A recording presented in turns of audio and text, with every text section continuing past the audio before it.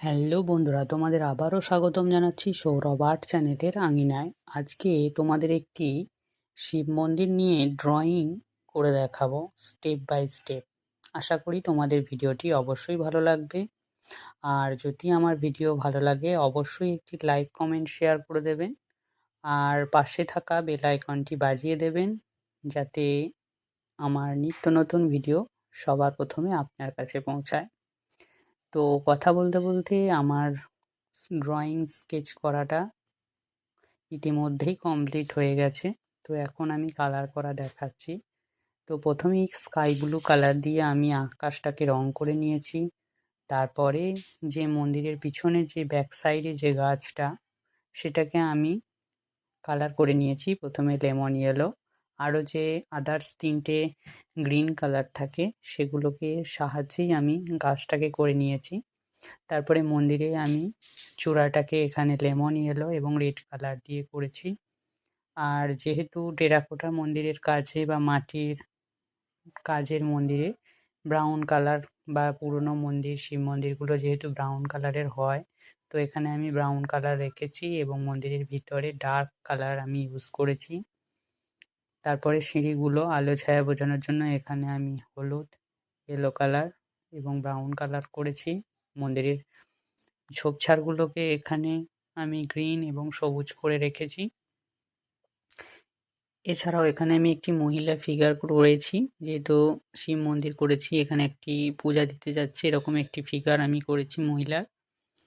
একটি মেয়ে, তার জামা কালারটাও আমি বিভিন্ন এখানে মাল্টি কালার ইউজ করেছি বিভিন্ন রকম কালার দিয়ে, যাতে জিনিসটা আরও ভালোভাবে বোঝা যায়, দেখতে ভালো লাগে।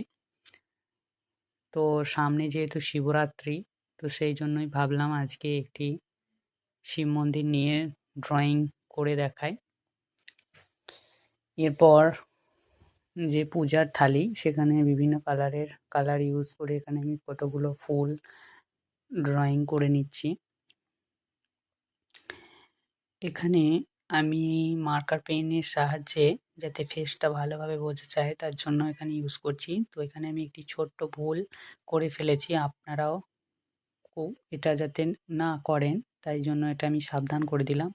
যেহেতু এখানে আমি মোম রং প্যাস্টেল কালার করছিলাম, তো মোম রঙের ক্ষেত্রে এখানে সবসময়